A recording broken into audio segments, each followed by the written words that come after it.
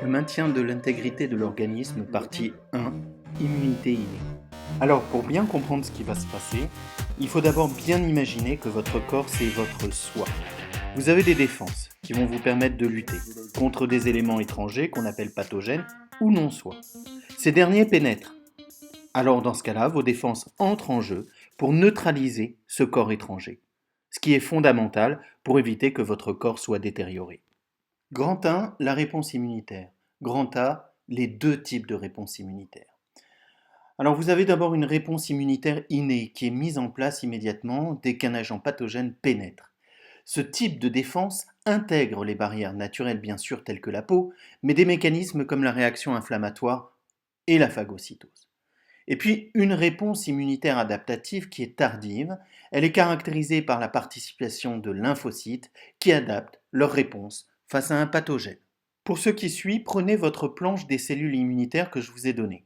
Toutes les cellules surlignées sont des leucocytes circulants. Les autres sont plutôt interstitielles ou tissulaires. Tout d'abord, les monocytes, ce sont des cellules immatures, cellules souches, qui sont à l'origine des phagocytes au sens large. Les macrophages sont les éboueurs de notre corps. Autrement dit, ils phagocytent tout ce qui est étranger et tout ce qui est déchet. Quant aux cellules dendritiques, ce sont des phagocytes aussi. Ils présentent les antigènes aux lymphocytes. Ils sont plus capables que d'autres phagocytes d'activer la réaction adaptative. Dans le film qui suit, vous voyez un macrophage en train de poursuivre ici des bactéries qui s'agitent en noir. Et vous voyez d'autres cellules en fait qui sont des globules rouges. Observez d'ailleurs à l'arrière des pseudopodes qui sont capables de s'étirer. Il ne s'agit pas ici de filaments. Le phagocyte finit par coincer la bactérie, la phagocyter, l'internaliser, puis finalement la digérer. Le mécanisme de la phagocytose sera vu ultérieurement. Alors dans les cellules circulantes, on trouve des granulocytes. Alors ce sont aussi des polynucléaires, neutrophiles, basophiles et eosinophiles.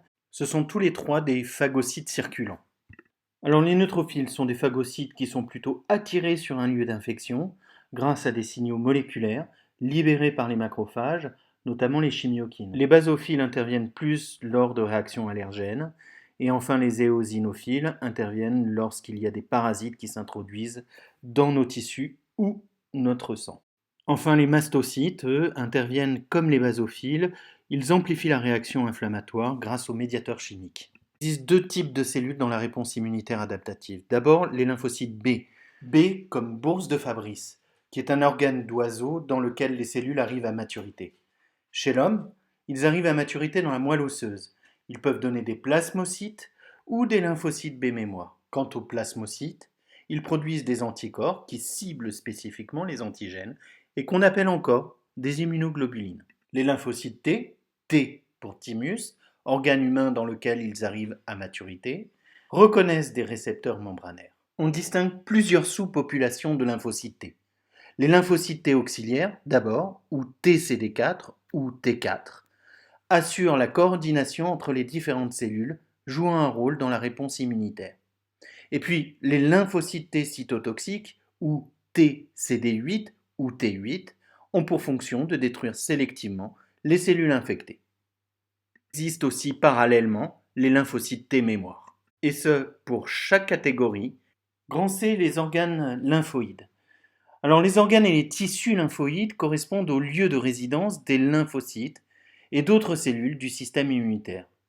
Ils se distinguent en deux groupes. D'abord les organes lymphoïdes primaires, qui produisent et ou permettent la prolifération et la maturation des lymphocytes. C'est la moelle osseuse et le thymus. Nous avons les organes lymphoïdes secondaires, qui sont des lieux permettant l'activation de la réponse immunitaire adaptative, comme par exemple les ganglions lymphatiques, la rate et d'autres organes. Quand on regarde l'immunité au cours de l'évolution, on s'aperçoit que l'immunité innée est présente chez la plupart des êtres pluricellulaires. Elle est apparue vraisemblablement il y a 800 millions d'années et est basée sur une reconnaissance de signaux moléculaires communs aux pathogènes par des récepteurs cellulaires et très conservée. Par contre, l'immunité adaptative est apparue plus tardivement, il y a 400 millions d'années vraisemblablement, car elle n'est présente que chez les vertébrés. Elle est complémentaire de la première et permet la création d'une grande diversité de récepteurs pour mieux cibler les agents pathogènes. Souvenez-vous, dans le premier TP que vous avez fait, vous avez inséré des levures dans une huître qui a réagi en activant ces hémocytes. C'était des phagocytes, c'était une réaction inflammatoire. L'huître ne possède qu'une immunité innée. Alors poursuivons en se posant la question, mais qu'est-ce que la réaction inflammatoire? C'est une réaction de défense à une agression sur notre organisme, comme une brûlure, une coupure, une allergie. L'organisme se protège en luttant contre les éventuels pathogènes afin d'éviter une infection. Le but étant, bien sûr, d'éliminer le pathogène, comme par exemple cette bactérie qui sera assimilée par un phagocyte. C'est Aulus Cornelius Celsus qui a décrit en premier les symptômes liés à une lésion. Ainsi, on peut observer un œdème, tumor, une rougeur, rubor, émettant de la chaleur, calor, et étant douloureux, dolore. Ces 4 qualificatifs se rapportent aux modifications des tissus associés au processus inflammatoire, dont les symptômes sont décrits par le quadrilatère de Cels, au 1er siècle. Voyons maintenant le mécanisme de la réaction inflammatoire. Un phagocyte disposant d'un récepteur PRR, Pattern Recognition Receptor, va reconnaître un motif moléculaire étranger, ou PAMP, pour Pathogen Associated Molecular Pattern. Mais cela peut être aussi un signal de danger. Ensuite, il y a sécrétion de médiateurs chimiques tels que l'histamine ou les prostaglandines, qui sont sécrétés par le phagocyte ayant perçu le signal PAMP ou DAMP. L'histamine provoque une augmentation de la perméabilité vasculaire, avec une augmentation de la pression sanguine. Un flux plus important de plasma et de sang arrive au niveau des tissus qui ont été infectés. Alors, dans ce cas-là, ça provoque un œdème, une rougeur, de la chaleur, et il y a sécrétion de prostaglandines qui vont amplifier la douleur. À ce moment-là, le recrutement va se faire, et cela grâce aux chimiokines qui sont sécrétées par la cellule ayant perçu le signal PAM. Les autres phagocytes vont donc être attirés par le gradient de concentration des chimiokines. Le polynucléaire neutrophile circulant va donc finalement adhérer à la paroi grâce à un processus moléculaire, puis il va rouler et va adhérer plus fermement et finalement se faufiler entre les cellules de la paroi des vaisseaux sanguins. On parle de diapédèse. Ce qui suit va être un récapitulatif de la réaction inflammatoire aiguë. Vous avez d'abord une lésion qui apparaît avec des micro-organismes qui s'introduisent. Ils sont porteurs de molécules PAMP qui interagissent avec les récepteurs des phagocytes PRR. Une fois les signaux captés, le phagocyte se met à sécréter des médiateurs chimiques permettant d'activer le recrutement d'une part et d'autre part permettant des réactions facilitant le recrutement. Ainsi, l'histamine permet une augmentation de la perméabilité des capillaires sanguins et une vasodilatation des artérioles en amont. Cela provoque rougeur, gonflement et chaleur, induisant alors une douleur. La douleur est renforcée par la sécrétion de prostaglandines, qui interagissent au niveau des terminaisons nerveuses des nocicepteurs, c'est-à-dire des récepteurs à la douleur. Avec l'augmentation de la perméabilité vasculaire, les leucocytes circulants peuvent pénétrer en étant attirés par la concentration en chimiokines, c'est-à-dire des médiateurs chimiques appelant à la rescousse d'autres leucocytes. In situ, tous les phagocytes réalisent une endocytose des corps étrangers, donc des bactéries par exemple, pour pouvoir les intégrer à leur lysosome et fabriquer des phagolysosomes détruisant complètement l'organisme étranger. Une fois digérées, des particules du corps étranger sont assimilées à la cellule dendritique qui va migrer vers les organes lymphoïdes secondaires pour présenter le corps étranger au système immunitaire adaptatif. Dans ce qui suit, voici une vidéo de chercheurs d'Harvard. Cette vidéo s'appelle Inner Life et c'est les mécanismes qui permettent la diapédèse d'un polynucléaire neutrophile. Il y a d'abord adhérence légère grâce à des sélectines au niveau de la paroi vasculaire et un ligand qui est ancré dans le phagocyte. Cette interaction permet donc au phagocyte de rouler. Vous voyez en jaune les sélectines, en violet le ligand. De ces interactions, il en existe à plusieurs endroits, au niveau de la surface évidemment du polynucléaire. Si vous approchez un tout petit peu plus votre œil de la membrane plasmique, vous verrez des phospholipides en train de bouger, comme ici, les têtes polaires, et puis des radeaux lipidiques constitués essentiellement de cholestérol qui transportent et font dériver des récepteurs ou de protéines dont la cellule aura besoin. Concernant la membrane, on parle de bicouche lipidique, certes, mais on parle aussi de mosaïque fluide. Ce sont les propriétés du cholestérol qui permettent en fait aux récepteurs de se mouvoir à travers cette bicouche lipidique. Vous voyez ici la beauté d'un récepteur Hm-myokine en action. C'est ce qui va être à l'origine d'une cascade d'événements intracellulaires. En regardant sous la membrane, la bicouche lipidique est bien différente. Observez le radeau qui dérive, toujours ce radeau qu'il y avait en surface, comme il est bien différent.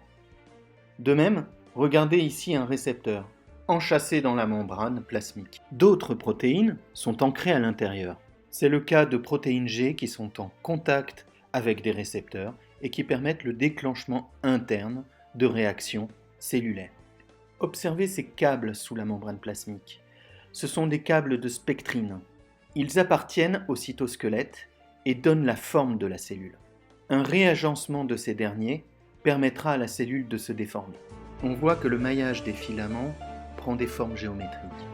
D'ailleurs, l'ancrage de ces filaments est encore lié à des protéines transmembranaires. C'est un réagencement de ces protéines qui déformera donc la cellule. Mais à ce réseau s'associe un réseau de filaments cytoplasmiques, des filaments d'actine qui forment un câblage vers le noyau. Cela fait partie aussi du cytosquelette. On peut y distinguer des filaments d'actine plutôt fins. L'intérieur de la cellule n'est donc pas totalement liquide, il est gélifié. Le réseau d'actine est très dynamique, se forme et se défait en fonction des besoins. Les filaments peuvent être coupés grâce à des enzymes qui interviennent dans la structure de ce câblage. Le réseau du cytosquelette est très important puisqu'il assure les déplacements en fait des organites dans la cellule. Parmi ce cytosquelette, les microtubules que vous voyez ici en train de se former assurent aussi un câblage mais plus gros. C'est ce qui va permettre de conduire les vésicules d'endocytose ou d'exocytose.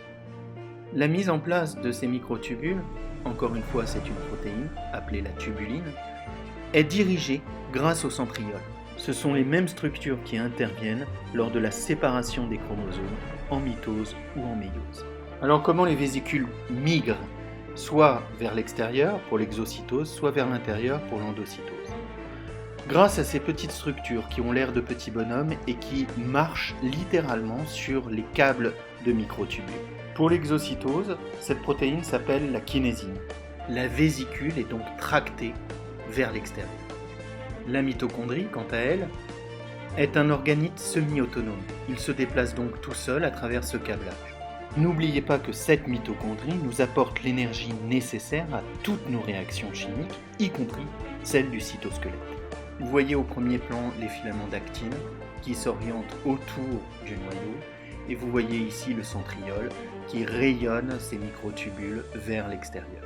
En s'approchant du noyau, vous voyez que par les pores nucléaires, des ARN messagers sont envoyés dans le cytoplasme. Les ribosomes vont s'auto-assembler autour de l'ARN messager après que l'épissage ait eu lieu.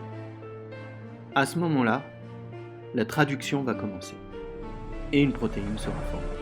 Oui, mais ceci est valable que si la protéine est cytoplasmique. Par exemple pour la tubuline ou pour les filaments d'actine. Alors comment ça se passe si les récepteurs ou protéines doivent être emmenés au niveau de la membrane ou vers l'extérieur? Dans ce cas, le ribosome vient se fixer sur le réticulum endoplasmique, formant ainsi un réticulum endoplasmique granuleux. Le ribosome va donc synthétiser la protéine à l'intérieur du réticulum endoplasmique. Dans le cas du polynucléaire, on peut citer les intégrines qui seront responsables de l'adhérence ferme. Puis la protéine est marquée à l'intérieur grâce à des glucides. Cela donne l'adresse de la protéine. Elle est maintenue grâce à la membrane du réticulum endoplasmique et va se mettre à germer sous la forme de vésicules qui vont être tractées par les kinésines vers l'extérieur de la cellule. Dans un premier temps, la vésicule va atteindre l'appareil de Golgi, où les vésicules seront triées, puisque certaines vésicules seront destinées à des organites, d'autres à l'extérieur de la cellule. Voici cet appareil de Golgi qui réceptionne les vésicules et en fonction du marquage glucidique, va les envoyer là où il faut. Cependant, ce qui nous intéresse, c'est cette vésicule qui se dirige vers la membrane plasmique pour enrichir en intégrine la membrane plasmique et permettre cette adhérence ferme du polynucléaire. En jaune, les intégrines qui vont se déployer. Récapitulons. Voyez ici le récepteur à chimiokine, de couleur violette, qui s'active et à l'intérieur est au contact d'une protéine G, que vous voyez là, qui va déclencher la synthèse des intégrines. Ces intégrines migrent vers l'extérieur, enchâssées dans la membrane plasmique, et vont pouvoir se fixer à une protéine des vaisseaux qu'on appelle la protéine CAM.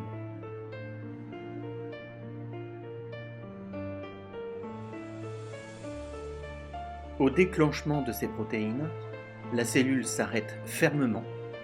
Derrière, le cytosquelette se réagence très rapidement pour permettre au polynucléaire de s'aplatir et de se faufiler entre les cellules de la paroi vasculaire.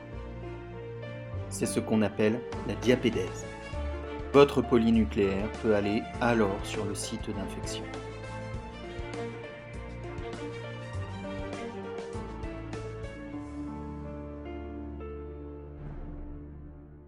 Sur le site, la phagocytose se déroule. Il y a réception par les messages PAMP et PRR du phagocyte. Le phagocyte internalise le corps étranger sous la forme d'une vésicule d'endocytose que l'on appelle phagosome. Puis le phagosome fusionne avec des lysosomes en jaune, et à ce moment-là, vous avez des enzymes lytiques avec une concentration d'acide chlorhydrique qui augmente, permettant la digestion de ce corps étranger. La fusion du phagosome et du lysosome s'appelle un phagolysosome. Soyez attentif maintenant au résumé de l'intégralité de cette partie. La peau et les muqueuses constituent une barrière physique qui protège efficacement l'organisme des agressions externes. Il arrive cependant qu'à la suite d'un traumatisme ou d'une infection, lésions cutanées, brûlures, intrusions bactériennes, fongiques ou virales, des microcorps étrangers parviennent à la franchir. Lorsque la barrière de la peau est franchie, l'organisme fait appel à des acteurs capables de lutter contre l'envahisseur. En effet, des cellules sentinelles de l'immunité veillent. Circulant dans le sang ou la lymphe, ou résidant dans les tissus, les globules blancs qu'on appelle leucocytes sont capables de détecter les corps étrangers. Les premières cellules immunitaires à entrer en action sont les mastocytes, les cellules dendritiques et les macrophages. Ces cellules possèdent à leur surface membranaire des récepteurs capables de reconnaître le type d'agresseur par ce qu'on appelle des motifs antigéniques. Cette identification va initier la réaction inflammatoire.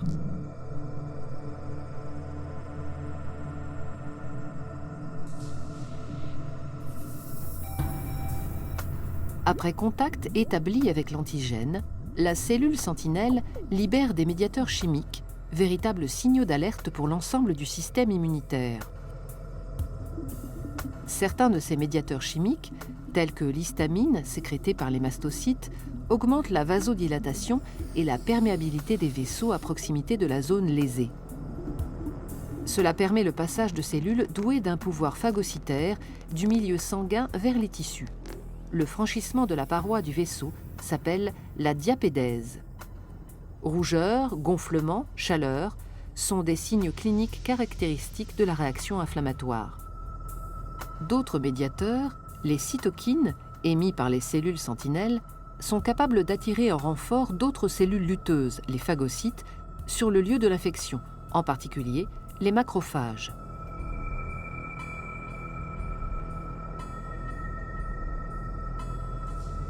Leur pouvoir phagocytaire leur permet de neutraliser activement le micro-organisme étranger et ainsi d'endiguer sa prolifération. Dans le cytoplasme, le microcorps étranger, soumis à l'action d'enzymes protéolytiques, est littéralement digéré. La plupart des résidus issus de cette digestion sont rejetés.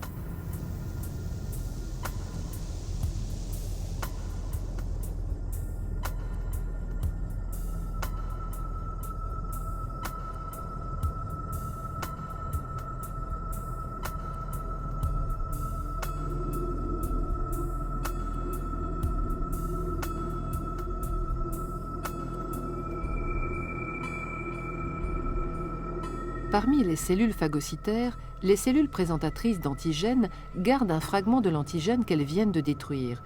Elles l'exposent à la surface de leur membrane plasmique. Dans le cas d'une aggravation de l'infection, ce fragment qu'on appelle peptide ou déterminant antigénique deviendra l'un des éléments déclencheurs de la réaction de nouveaux acteurs, les lymphocytes. Voici maintenant un récapitulatif à travers le schéma bilan que je vous ai donné en cours. Tout d'abord, les signaux DAMP ou PAMP sont perçus par les PRR des cellules sentinelles. Ces cellules sentinelles vont alors sécréter des médiateurs chimiques, tels que l'histamine, qui va permettre une vasodilatation et un afflux de plasma, mais tels que la prostaglandine aussi.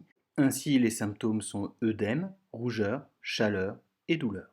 Aussi, des cytokines ont été relarguées dans le milieu permettant le recrutement des phagocytes circulants. Grâce à une interaction intégrine-CAM, ils réalisent la diapédèse, se faufilant vers le site d'infection. Au contact des corps étrangers, la phagocytose est activée et même amplifiée par des opsonines relarguées par les macrophages sur place et marquant les corps étrangers, facilitant ainsi la phagocytose.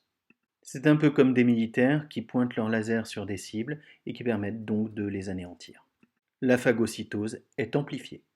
Les opsonines sont donc fabriquées par les phagocytes pour marquer les pathogènes et renforcer la défense immunitaire. Parallèlement, les phagocytes activent aussi l'immunité adaptative. Comment ? Par exemple, la cellule dendritique intervient.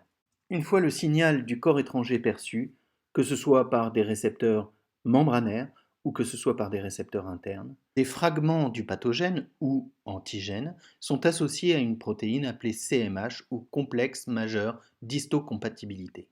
Ces motifs sont présentés au lymphocyte T naïf, par exemple, qui va apprendre à reconnaître ce signal. Parallèlement, des cytokines sont relarguées dans le milieu, telles que les interleukines 2, pour pouvoir activer le lymphocyte T naïf. C'est le démarrage de l'immunité adaptative, qui est un autre volet de notre immunité, et qui ne concernera donc que les vertébrés. Ainsi, si on observe un enflement exagéré avec des douleurs pour le patient, on peut lui proposer de l'aspirine ou de l'ibuprofène, voire de la cortisone. Mais il ne s'agit pas d'interférer avec la réaction inflammatoire, car cette dernière est essentielle, et dans des tissus conjonctifs fins, tels que les tissus pulmonaires, cela peut rendre moins efficace la réaction inflammatoire, et donc endommager les poumons. C'est ce qu'on observe avec le Covid-19. En espérant que cette vidéo vous aura servi, et surtout, portez-vous bien.